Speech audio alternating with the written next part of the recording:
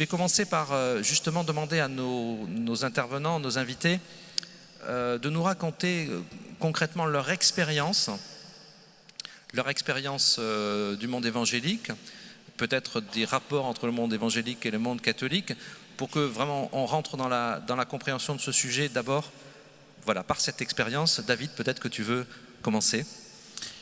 Alors je suis fils de pasteur évangélique, donc j'ai grandi dans l'église évangélique. La particularité, c'est que mon père faisait partie d'un réseau d'églises évangéliques américaines. Donc très jeune, tous les étés, j'allais aux États-Unis, et donc j'ai découvert aussi ce qui se passait là-bas. Des énormes églises avec 10 000, 15 000 personnes, des dynamiques qui étaient...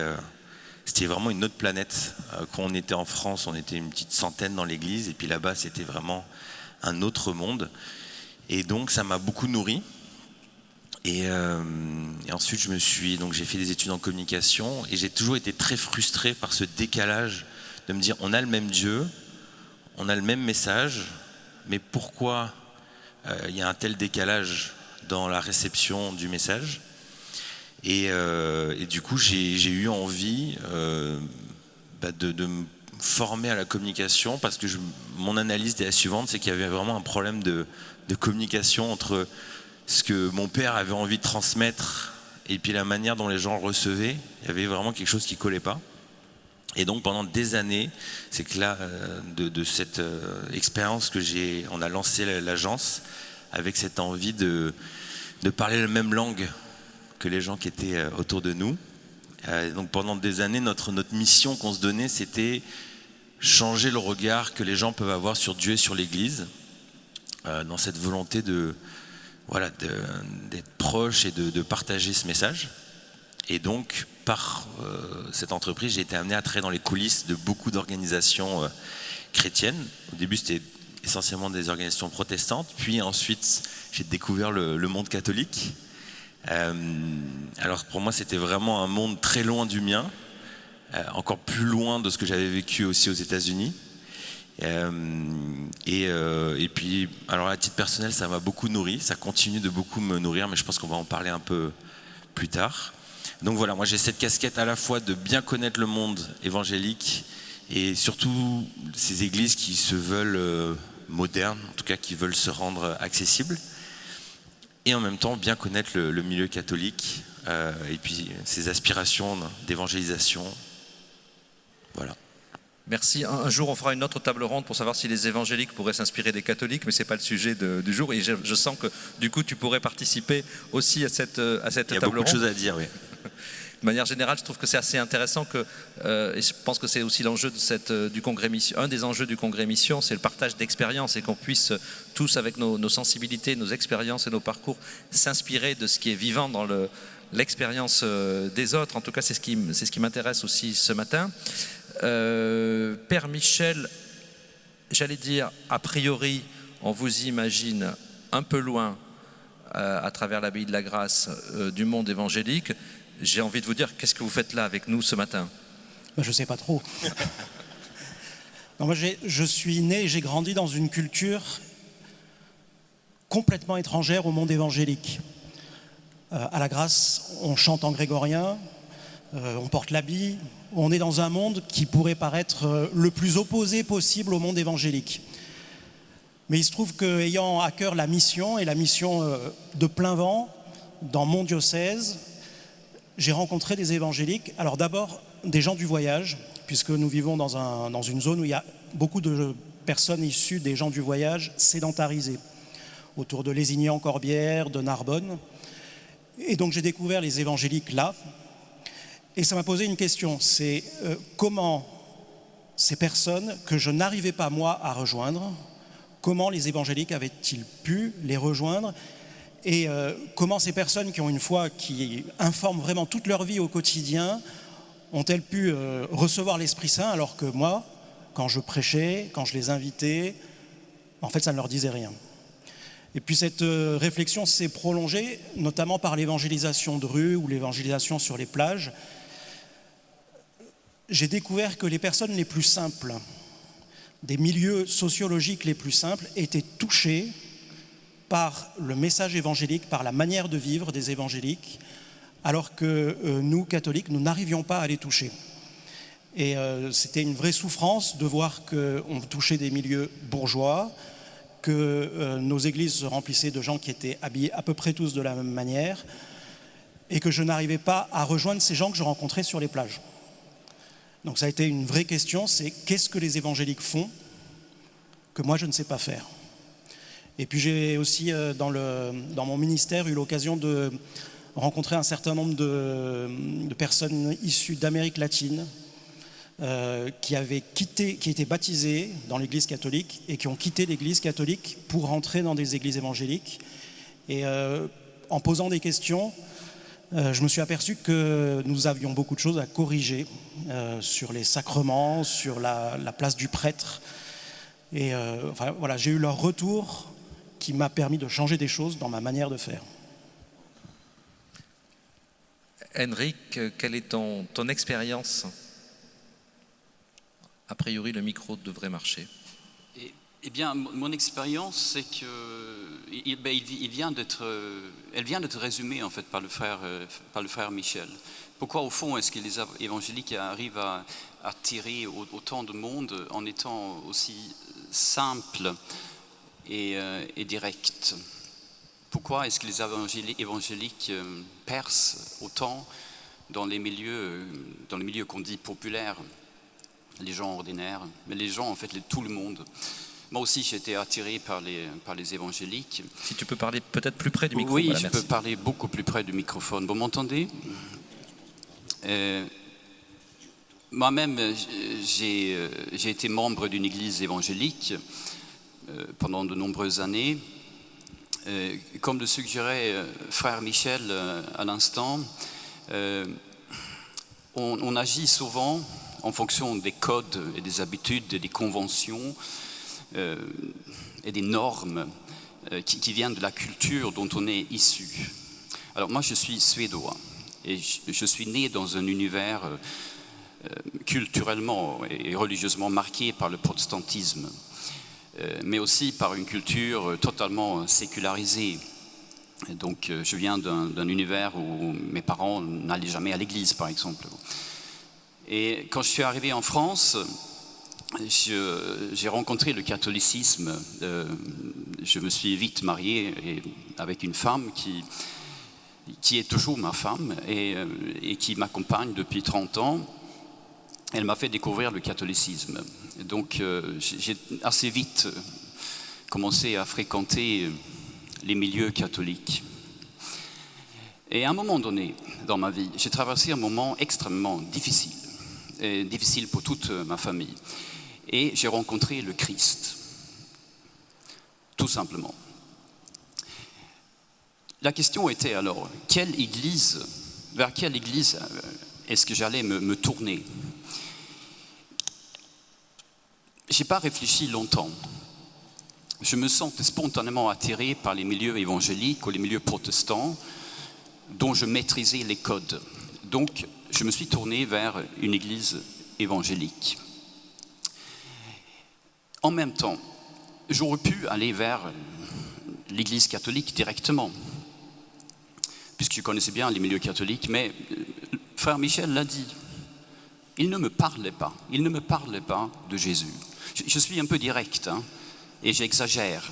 Bien entendu, j'ai connu il y a déjà très longtemps énormément de catholiques qui étaient tout à fait convertis et tout à fait convaincus du message du Christ, qui avaient un témoignage très important à m'apporter. Mais je n'écoutais pas.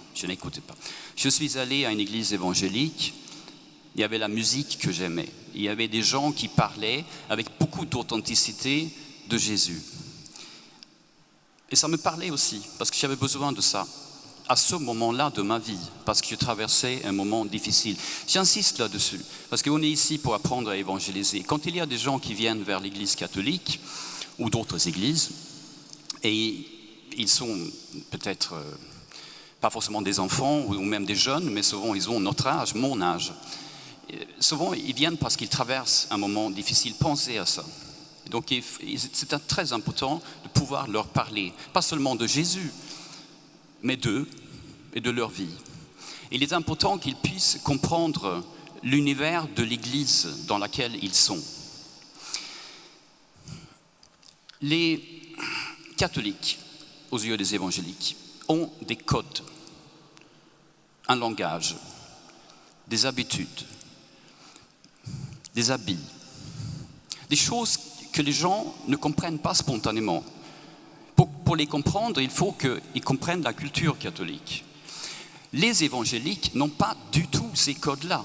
Ils ont d'autres codes qui sont plus fins, plus compliqués à comprendre à première vue, bien entendu. Mais ils ont des codes qui ressemblent en fait à ce que vous avez autour de vous dans la société en général. Pas d'habits, parfois il n'y a même pas la croix dans les temples évangéliques. Ils parlent comme vous. Quand ils prient, ils parlent normalement. Ils ne prient pas comme ça, hein. Ils prient, Jésus, j'ai besoin de toi. Ils sont simples. Et bon, ça c'est mon truc à moi, hein, mais chacun son truc, n'est-ce pas? Ils jouent une musique qu'on peut entendre ailleurs dans la société. Donc la musique qui fonctionne comme un instrument, comme un langage de l'âme si vous voulez, cette musique est à peu près la même que vous pouvez entendre ailleurs. J'ai été trop long, Jean-Pierre, je sais.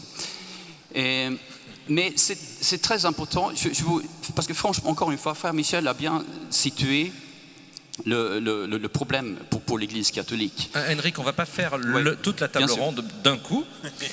Il est toujours comme ça. Hein. Ça fait 10 ans que j'ai travaillé avec lui.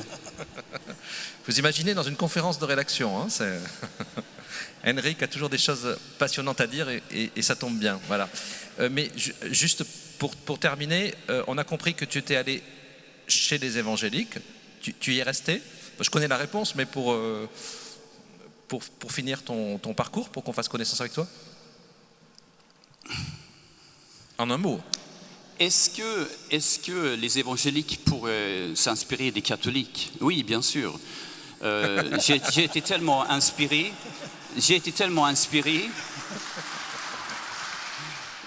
Quand j'étais évangélique, j'étais tellement inspiré finalement par l'Église catholique que je me suis tourné vers elle et je suis devenu catholique. En cœur et en âme, mais même formellement. J'ai même participé à un rite où j'officialisais le fait d'être accueilli et reçu dans l'Église catholique. Mais ça, Jean-Pierre, ça pose aucun problème. Il n'y a rien de plus intelligent, de plus profond que l'Église catholique. L'Église catholique, c'est la continuité, c'est l'historicité, c'est la tradition. On reviendra, si vous voulez, David, bonhomme, là-dessus sur la tradition. C'est la succession apostolique. Il y a 1001 raisons pour être dans l'Église catholique. Mais ça, ce n'est pas le problème aujourd'hui, ce matin. Alors, ce n'est pas le problème de ce matin, en effet, mais c'est un problème, une question intéressante et passionnante. On a commencé par dire tout ce qu'il y avait d'intéressant dans le monde évangélique. Moi, j'ai envie de vous dire, attendez, parce que quand j'écoute la radio, j'allume la télé, je lis les journaux, j'entends dire que les évangéliques, c'est le grand méchant loup. Hein, ils vont nous croquer, voire ils vont nous donner le virus, le coronavirus. Vous vous souvenez de cet épisode au début de la pandémie, quand on a montré du doigt une communauté évangélique, la porte ouverte à Mulhouse, je crois, en disant, voyez, ça c'est les évangéliques et le virus, il est là. Et puis, on nous parle des évangéliques en les associant avec Trump. Ça fait pas très bonne impression. Enfin, peut-être que ça fait bonne impression à certains, mais il y en a beaucoup à qui ça fait une très mauvaise impression. Bref, on a plutôt l'idée que quand on emploie le mot évangélique, ça veut dire fanatique, secte. Je parle des médias en général. Je ne sais pas si les médias en général ça existe, mais quand même c'est un peu le bruit de fond que moi j'ai entendu. Et quand je suis monté un peu au créneau pour défendre ce que j'appellerais peut-être le prolétariat du christianisme, je ne sais pas si vous partagez cette expression, mais ceux qui sont mal considérés quelque part, ça a été un petit peu tendu. Alors voilà, je ne sais pas comment vous percevez, est-ce que vous entendez ça et est-ce que c'est fondé aussi? Et voilà, David. Alors déjà, moi c'est pareil, quand j'entendais le milieu catholique, pour moi les catholiques c'était tous les mêmes. Et quand on dit évangélique, on se dit c'est tous les mêmes. Mais il y a une multitude de sensibilités. Il va y avoir des gens beaucoup plus réservés, dans le silence, d'autres qui sont extravagants. Et je pense que les médias, ils ont trouvé un filon pour faire un peu du buzz, c'est d'aller dans des milieux très charismatiques et surtout aller chercher la délivrance extrême, la personne qui se roule par terre, qui en fait des tonnes, des milieux où voilà, on est un peu borderline. Et ce qu'il faut savoir aussi dans le milieu évangélique, c'est qu'il y a des institutions, mais n'importe qui demain peut dire voilà, moi je fais une église et je suis pasteur et je fais à ma sauce. Et les autres évangéliques vont dire bon ben non, on le connaît pas, on sait pas qui il est, mais il va se dire évangélique.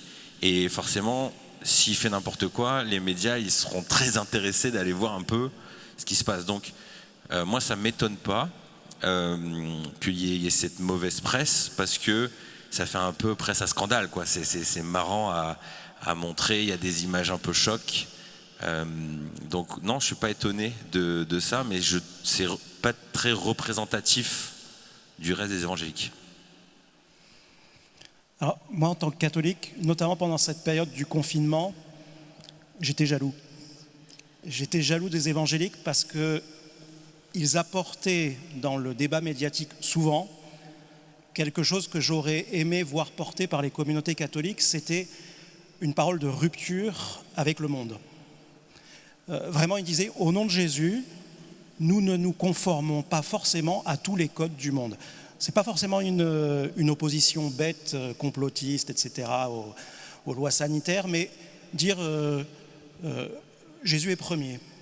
Et j'ai admiré, j'ai jalousé certains discours évangéliques, le courage de certains évangéliques pour demander l'ouverture du culte. Et je crois que là, ils ont fait du bien à nos pasteurs, à nos évêques. Et je pense que souvent, quand les évangéliques sont mal vus, c'est parce qu'ils osent prendre au sérieux tout simplement la parole de Jésus. Vous n'êtes pas du monde. Merci. Henrik? Non, mais je pense que je vais laisser le frère Michel parler à ma place. Parce que là encore, il vient de dire quelque chose qui est extraordinairement important. Les évangéliques osent. Ils osent. Parfois, ils en font trop.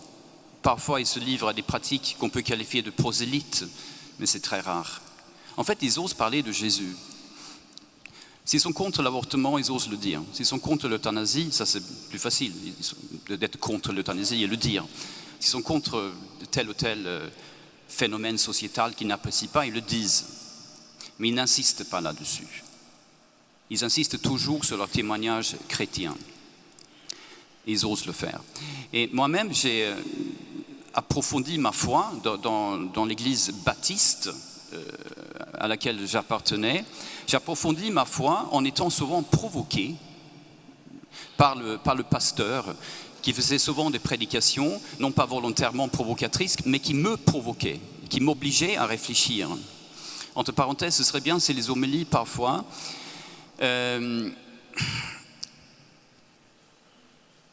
pouvaient avoir un message provocateur, mais au sens positif, constructif du terme.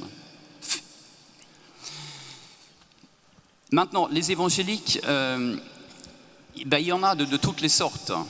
Il y a des sectes.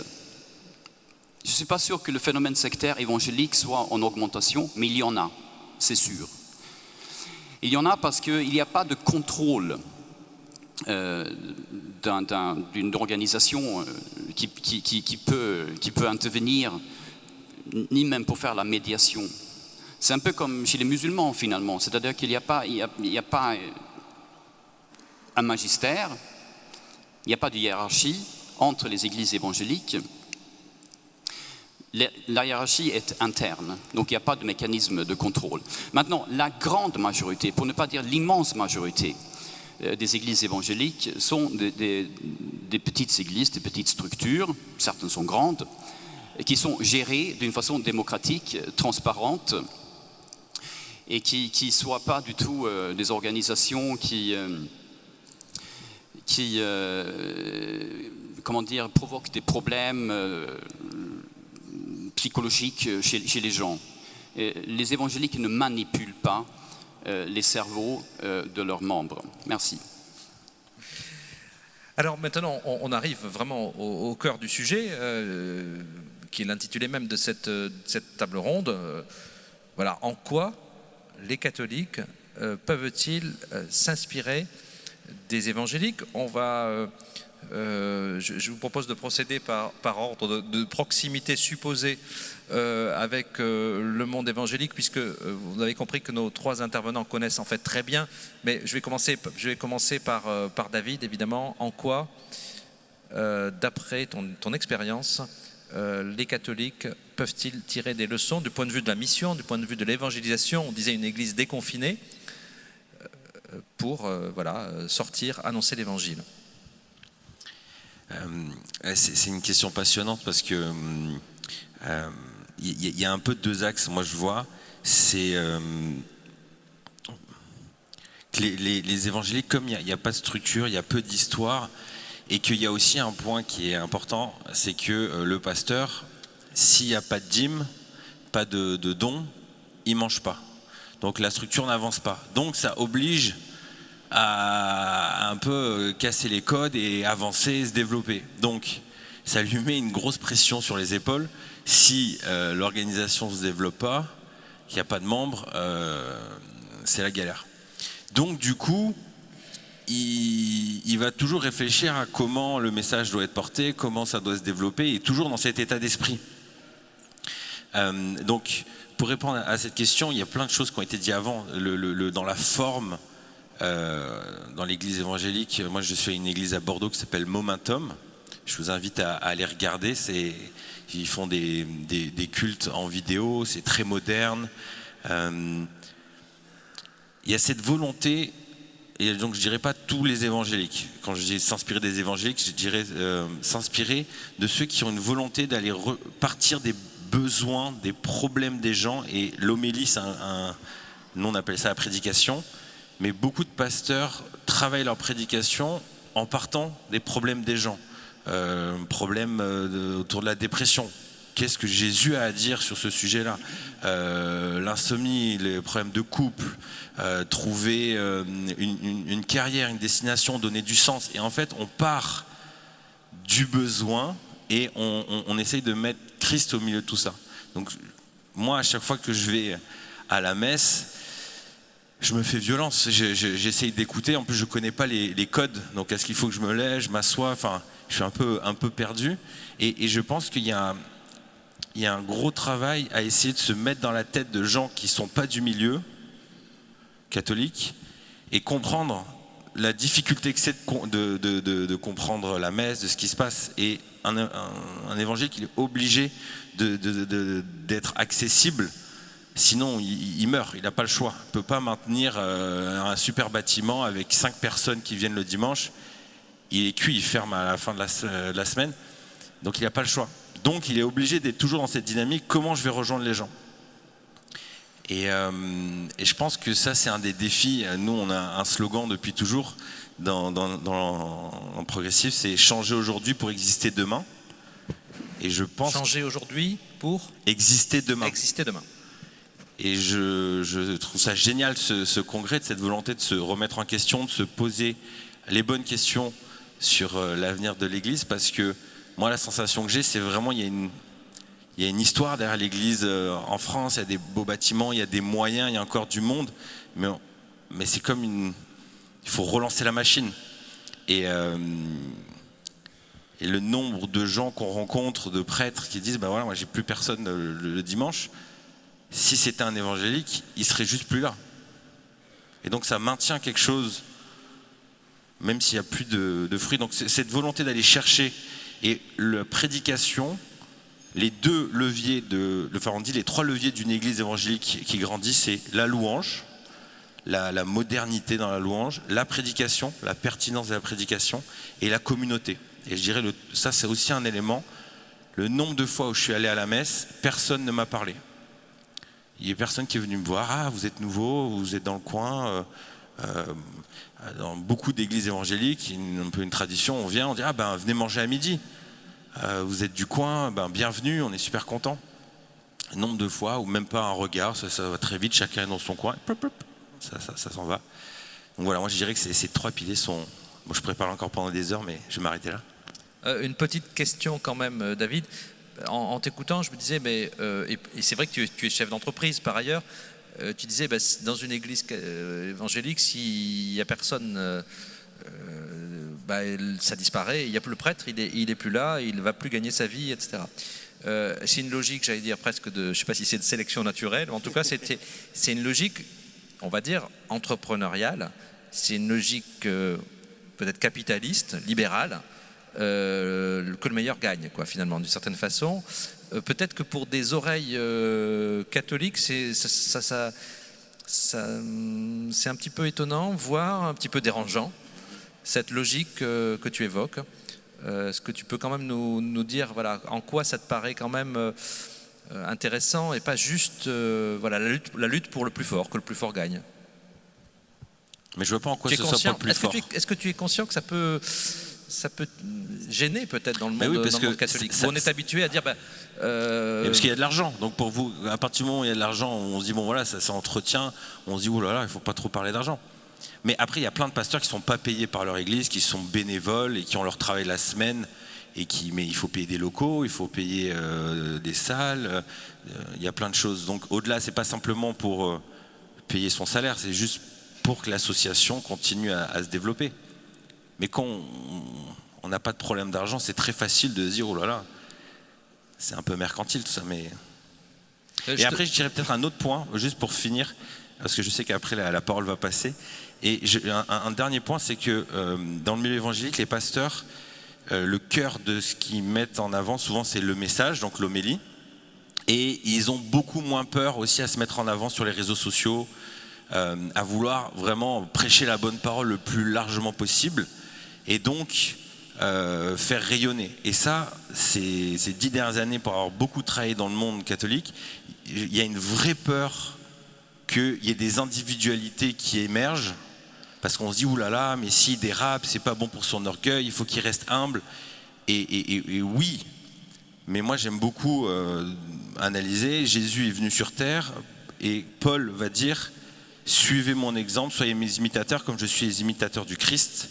Donc il y a une notion on est inspiré, on suit un exemple. Et je pense qu'aujourd'hui, des grandes difficultés pour l'Église catholique, c'est que dans l'espace public, dans les réseaux sociaux, on a peu d'influenceurs, on a peu de gens qui assument une voix inspirante en tant que catholique, et c'est un vrai défi. Mais je te posais la question parce que moi je travaille en tant que journaliste, je travaille pour des entreprises, donc je suis habitué à les médias catholiques sont, pas tous, Radio Présence c'est pas le cas, mais beaucoup de médias catholiques, c'est le cas évidemment du groupe Bayard, sont des entreprises. Donc du coup, en t'entendant, je me disais, mais qu'est-ce que tu es en train de nous dire? Est-ce que pour toi, le côté bénévole, le côté peut-être gratuit, c'est de l'amateurisme? Tu sens un certain amateurisme dans l'Église catholique? Non, mais on peut. Moi, ce que je ressens, c'est qu'on peut faire perdurer des choses qui ne marchent pas, parce qu'en fait, il y a encore des moyens. Donc en fait, on se dit bon, il y a 5 personnes le dimanche, c'est pas grave. Bon, on verra, peut-être qu'à un moment, ça reprendra. Et le nombre d'églises vides ou de messes où il y a très peu de personnes. Donc c'est pas forcément une histoire d'amateurisme, c'est juste que tant qu'il y a des moyens, on peut faire perdurer quelque chose qui vivote. Merci. Hendrik, dans le livre que tu as écrit avec Pierre Jova, tu nous proposes des pistes. Quelles sont ces pistes? Pas toutes, pour qu'on ait quand même encore envie de lire le livre, mais Juste, permets-moi, Jean-Pierre, de faire juste une petite précision. Les évangéliques sont protestants. Ça veut dire qu'ils ont les Écritures comme autorité suprême. Chez eux, on ne pense pas que la tradition doit jouer un rôle majeur pour leur compréhension de la révélation. Pour eux, la tradition ne jaillit pas de la même source que les Écritures, puisque les Écritures, pour eux, c'est vraiment des Écritures inspirées par Dieu et c'est leur seule autorité. ils n'ont pas besoin d'une institution, ils n'ont surtout pas besoin d'un magistère. Donc ils n'arrivent pas à comprendre effectivement ce que David ne comprend pas, comment on peut maintenir en vie une église, une paroisse, même quand il y a 5 personnes tous les dimanches. Ils ne comprennent pas, et David ne comprend pas non plus comment c'est possible. Et c'est normal. Et nous, évidemment, on peut se poser des questions là, mais on ne peut pas se poser cette question-là de la même façon. Et les raisons à cela sont tout simplement théologiques. Il faut respecter cette vraie différence entre nous. Avec mon collègue et mon ami Pierre Jauvin, qui entre parenthèses travaille aussi à la vie avec moi, mais à la différence de moi, a toujours été catholique. Il a beaucoup fréquenté les milieux évangéliques, mais il est toujours resté catholique, lui. Il est français, il a des origines, une culture catholique, contrairement à moi donc. Avec lui, on a rédigé un livre où il y a 10 points, 10 domaines, 10 thèmes, où nous disons que là, les catholiques peuvent s'inspirer des évangéliques. C'est assez pratique. Il n'y a pas de théologie dans notre livre, il y a juste quelques explications théologiques, très, très, très générales. Adopter ces choses qu'on suggère ne veut pas dire qu'on deviendra évangélique. Je suis la preuve flagrante qu'on peut même fréquenter des milieux évangéliques et devenir catholique. C'est d'ailleurs ce qu'on dit dans le titre. Si vous faites ce qu'ils font dans tel ou tel domaine, vous allez devenir encore plus catholique. On le dit avec un clin d'œil. Hein. On s'amuse beaucoup d'ailleurs, Pierre et moi. Et on s'amuse pas mal aussi chez les évangéliques. Parmi les thèmes qu'on propose, il y a des choses qui sont évidentes. Le sens de l'accueil dont ont parlé à la fois David et frère Michel. L'importance d'avoir des homélies pertinentes. Moi, je dis dans un chapitre que j'ai écrit, et dont je suis très fier, qu'il faut que les homélies soient plus longues. Parce que si les homélies doivent être plus longues, il faudra que les prêtres travaillent mieux leurs homélies. Un pasteur, et je vous demande de ne pas rire parce qu'il y a énormément de prêtres qui passent beaucoup de temps à faire de belles homélies. Et nous avons tous été bouleversés dans nos vies par de belles homélies. Je ne veux pas qu'on rie. Alors ne riez pas. De ces prêtres qui font ce qu'ils peuvent. Mais le pape lui-même, le pape François, dans la joie de l'évangile, consacre énormément de place aux problèmes que posent les homélies dans l'Église catholique. Ce n'est pas moi qui le dis, c'est le pape François. Relisez la joie de l'évangile. D'ailleurs, je me réfère énormément, et Pierre aussi, à la joie de l'évangile. Exhortation apostolique par notre pape François. D'ailleurs, il est comme pasteur évangélique, notre pape, quand il parle de ces choses-là. Les homélies peuvent être plus longues parce que dans ce cas-là, il faut qu'elles soient plus travaillées et plus pertinentes. Elles doivent partir des besoins des gens, elles doivent nous amener vers Jésus et pas autre chose. C'est la seule règle. C'est leur seul job, les homélistes. Mais ce n'est pas notre job parce que, à part frère Michel, qui vous faites des homélies. Nous disons aussi, nous rappelons évidemment des choses absolument évidentes, comme il faut une musique pertinente. La musique, elle peut être belle, classique, elle peut même être traditionnaliste, grégorienne si vous voulez, mais il faut qu'elle soit belle, il faut qu'elle parle, il faut qu'elle puisse élever l'âme, il ne faut pas qu'elle soit moche. Les évangéliques qui ont traduit ça, il faut qu'elle soit contemporaine, parce que ça c'est leur ADN. Les évangéliques sont toujours contemporains, voilà. Même s'ils sont tout à fait installés dans l'orthodoxie chrétienne, même conservateurs si vous voulez, c'est leur ADN, et c'est leur ADN théologique. C'est leur façon d'être chrétien d'une façon orthodoxe. Peu importe, la forme n'a aucune importance. Ce qui importe, c'est il faut que le message passe. Des évidences encore. Là, je voudrais revenir sur 2 choses qui sont peut-être moins évidentes, un peu plus techniques si vous voulez. Est-ce que vous m'autorisez? Tu m'autorises, Jean-Pierre? La première, là on va aller direct aux choses très pratico-pratiques. Les évangéliques ont des groupes de maisons. Groupe, plus loin, 2, plus loin, maison. Je ne parle pas de maisonnés, ceux qui viennent de la communauté de l'Emmanuel ou du chemin neuf, peut-être des béatitudes, je ne sais pas, mais ils ont des maisonnés. ou des choses qui ressemblent à ce que je vais vous dire, mais ce n'est pas tout à fait la même chose. Groupe de maison. Ça veut dire que dans chaque paroisse, il y a des petits groupes de 5 à 10 personnes. Pratiquement tous les paroissiens pourraient se retrouver dans un de ces groupes. Dans ces groupes qui se réunissent une fois par semaine, ils viennent partager la parole de Dieu, ils viennent prier, chanter, ils viennent parler d'eux-mêmes, de leur vie, entre frères et sœurs chrétiens. La plupart des églises évangéliques font ça. Ça explique en grande partie leur réussite pour intégrer des gens dans l'église. Quand il y a des nouveaux qui viennent vers nos paroisses, ou des personnes qui viennent de rencontrer le Christ, mais ils ne vous connaissent pas, il a besoin de vous connaître. Cette personne a besoin d'avoir des liens. Et il n'y a aucune méthode, aucune recette, si vous voulez, aucune stratégie. Je n'ai pas peur de ces mots-là, moi. Je viens des évangéliques. Recette, stratégie, on peut dire ça. Il n'y a aucune méthode qui soit meilleure pour intégrer les gens. Ça veut dire que s'ils sont dans un groupe, ils ont des amis. Parce que dans ces groupes-là, groupes de maison, ils vont pouvoir discuter de tout.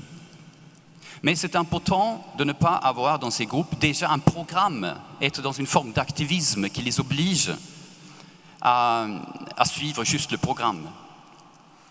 Pour cela, il est très important, par exemple, de partager, ça peut être un petit programme d'études bibliques, par exemple, lire la lettre aux Éphésiens en 5 semaines, lire les chapitres 12, 13 et 14 de la première lettre aux Corinthiens. Ça part des ministères, ça. Et choisir un thème biblique, mais ne pas passer tout le temps là-dessus.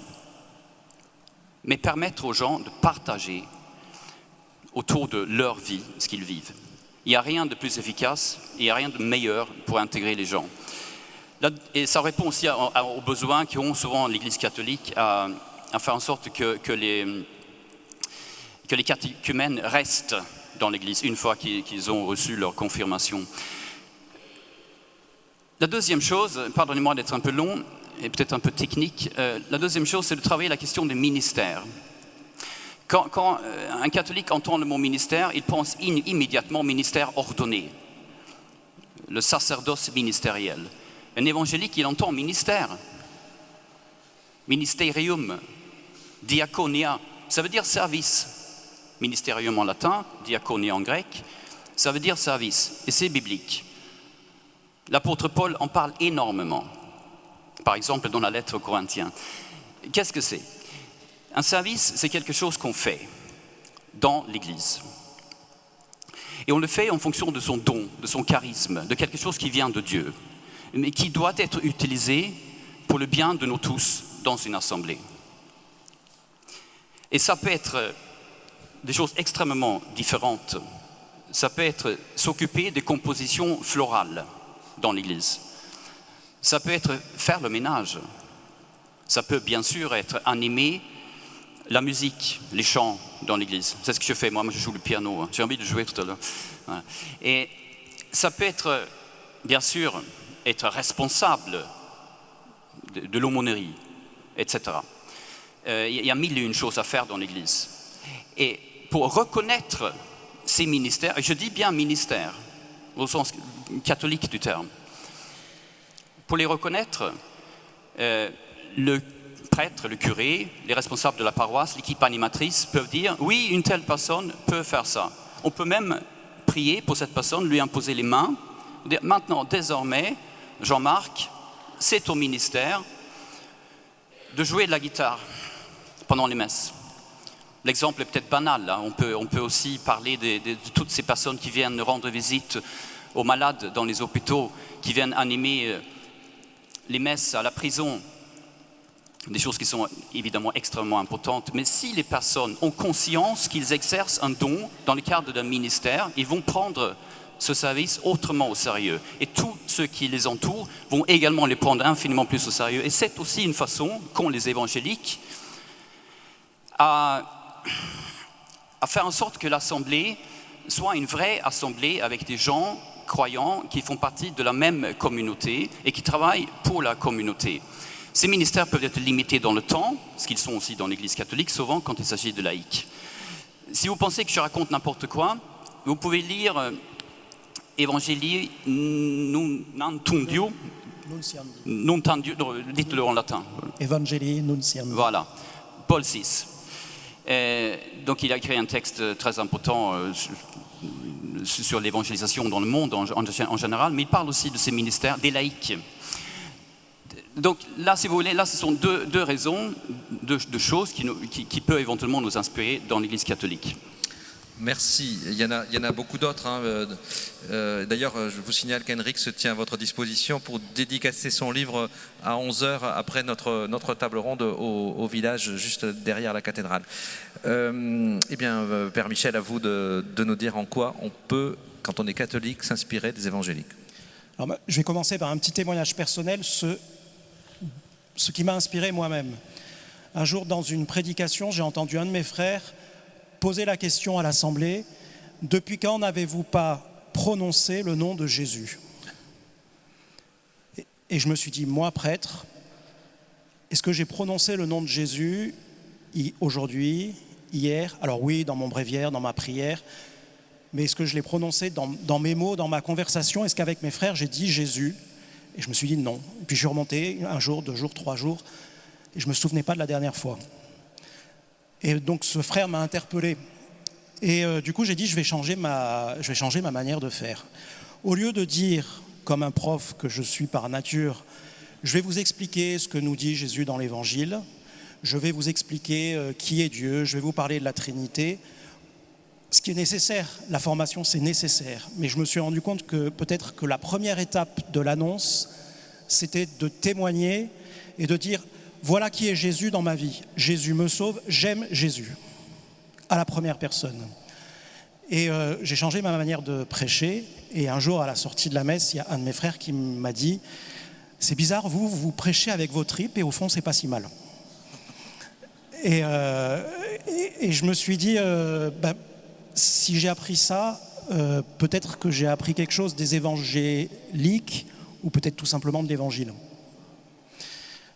Alors, comme je suis quand même indécrotablement catholique, je vais essayer de le théoriser, mais on va partir de l'écriture. En fait, je crois que ce que les évangéliques prennent au sérieux, c'est les actes des apôtres, acte 4, verset 30 et suivant. Quand l'Esprit Saint descend, qu'est-ce qui se passe? Le premier effet, c'est qu'ils annoncent le royaume de Dieu avec assurance. Et souvent, les catholiques l'annoncent selon le plan pastoral diocésain, selon ce qui a été décidé en conseil pastoral selon ce qui a été discerné dans l'EAP. Mais est-ce qu'on annonce avec assurance? C'est-à-dire, est-ce qu'on peut se lever? Est-ce que quand je sors dans la rue, si quelqu'un me parle, je peux lui dire Jésus me sauve aujourd'hui, voilà, je l'ai rencontré ce matin, je l'ai prié, je lui ai parlé, il me sauve, il m'aime.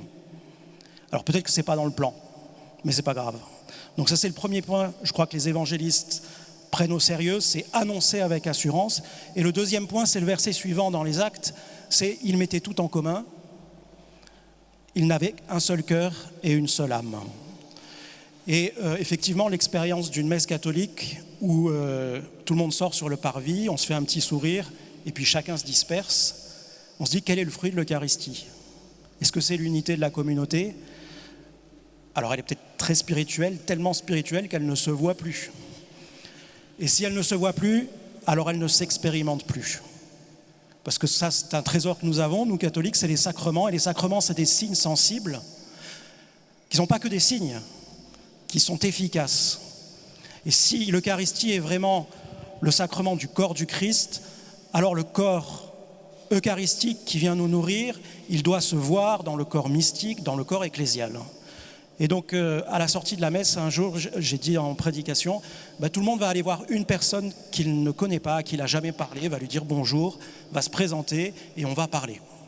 Alors chez nous, c'est commode, il y a une grande cour à la sortie de l'église, et puis cette cour, c'est devenu la cour des miracles.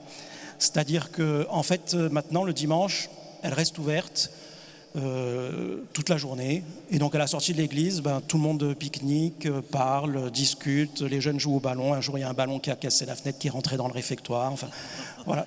Et ce désordre-là, dans une abbaye, vous voyez, où tout est en silence et bien réglé. Ce désordre-là, c'est peut-être simplement le souffle de l'Esprit Saint. Voilà, que tout le monde puisse se parler, qu'on puisse incarner la communauté, concrètement, le résultat de l'Eucharistie. Troisième point que je voudrais évoquer, pour rebondir sur ce que vous avez dit sur les moyens. Un point important, c'est que les évangéliques osent dire qu'il faut prendre des moyens humains adaptés. Il y a peut-être chez les catholiques un peu de surnaturalisme. On dit, si on fait ce qu'on a à faire, l'Esprit Saint fera son travail. Mais faisons-nous ce que nous avons à faire. J'aime bien dire que pour se poser, l'Esprit Saint a besoin d'une piste d'atterrissage. Et la piste d'atterrissage, c'est pour nous la recherche, c'est déjà la fuite de la médiocrité. Si les chants à la messe sont nuls, pour le dire simplement, nous ne pourrons pas manifester la beauté et la grandeur de Dieu. Ça suppose de répéter. Alors après, si une communauté répète et fait de son mieux, je ne vais pas la mépriser. Si dans une petite paroisse de campagne, le chœur est un petit peu branlant, je ne vais pas le mépriser. Mais ils auront fait tout ce qu'ils ont pu, alors l'Esprit Saint pourra se poser, même dans des moyens pauvres. Mais si nous ne nous y mettons pas humainement, si nous ne travaillons pas nos compétences humaines, alors l'Esprit Saint ne peut pas se poser. Il est obligé de faire des miracles contre nous. Or, ce n'est pas comme ça qu'il procède habituellement. De temps en temps, il nous bouscule, mais il ne veut pas faire des miracles contre nous. Il faut lui ouvrir la voie. Ces moyens doivent-ils être modernes ? Alors là, on rentre dans le dur pour moi. Qu'est-ce que c'est qu'une musique adaptée ? Alors, pour un prêtre qui chante du grégorien 24 heures sur 24, je crois que les moyens doivent être modernes dans l'annonce, dans la prédication. Et ça, c'est une chose que peut-être les catholiques ont oubliée, c'est que une église, ça commence par un parvis, un narthex, il y a une nef, on remonte la nef, puis il y a une barrière. Là, on a la barrière du cœur, et puis il y a l'autel. Et que quand je suis sur le parvis, je dois prendre les mots que les gens entendent, mais pour les faire progresser, pour les amener. Non pas les rejoindre pour rester avec eux, non. Les rejoindre pour leur dire « Venez avec moi, j'ai quelque chose à vous faire partager, et c'est le Christ. » Et quand je chante avec mes frères sur une place, je chante des chants de louange. Et puis petit à petit, je veux amener ces personnes à une rupture avec cette culture moderne ou anti-culture moderne, on pourrait discuter, ce n'est pas le lieu. Mais je voudrais leur faire connaître la culture catholique parce que je crois, je sais, parce que je l'ai expérimenté, qu'elle porte des moyens de salut. J'ai un ami américain qui dit « Mais vous ne vous rendez pas compte, vous les cathos français, du trésor que vous avez dans les mains.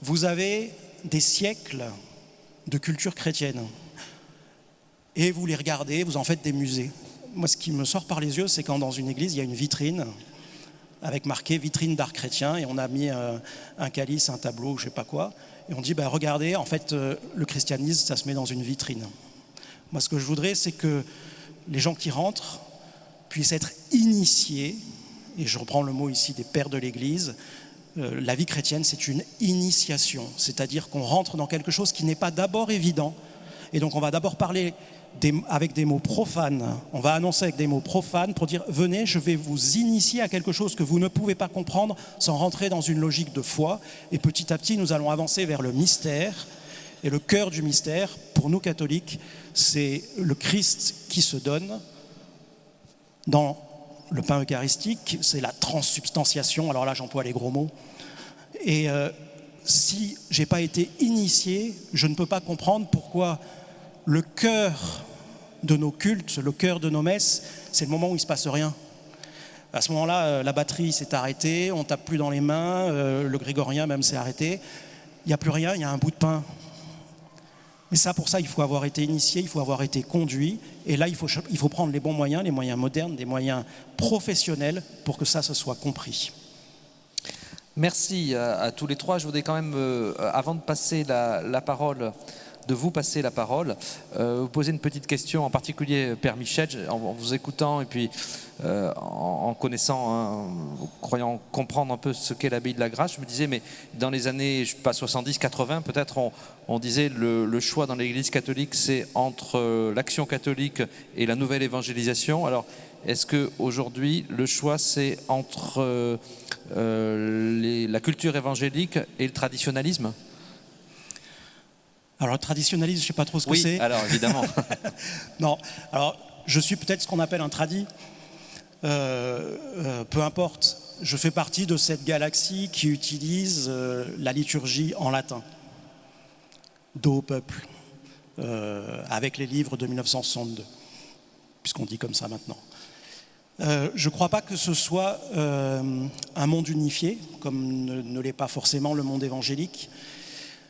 Il y a une chose peut-être que cette galaxie, certains sont plus tournés vers la mission de grand vent, mission auprès des musulmans, d'autres sont plus tournés vers la formation, d'autres sont plus tournés vers les paroisses ou la culture ou une forme d'identité. Je crois que ce que cette galaxie peut partager avec les évangéliques, c'est un pressentiment, et pour rire, je crois que le pape François l'a très bien résumé dans Amoris Laetitia, en disant que souvent dans l'Église, on est plus contrôleur que facilitateur de la grâce. Et donc si j'ai un message à faire passer aujourd'hui aux évêques, j'ai vu qu'il y en avait, c'est peut-être que la grande loi dans l'Église, ce soit si le nom de Jésus est annoncé, merci, je suis heureux. Alors il est annoncé en latin, amen.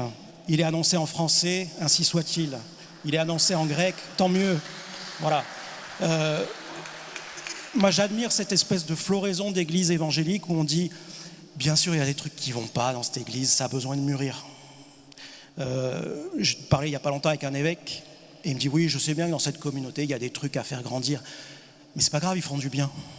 Eh bien, on va les accompagner.